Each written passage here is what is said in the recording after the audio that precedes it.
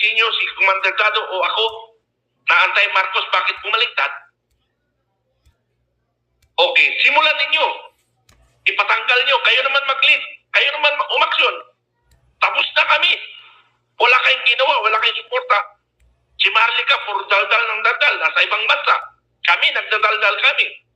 Nasa loob ng Pilipinas. Si General Macanas. Nasa ibang bansa. Kami, dalawa ni Commander Dado. Nandito. Nagsisigaw kami. Dahil yun ang naramdaman namin. Di ba? Yun ang naramdaman namin. Ngayon, sinimulan na April 9, sabi ni Marlica, nauna. Anong ginawa ng nauna? Wala, pinagod lang kami.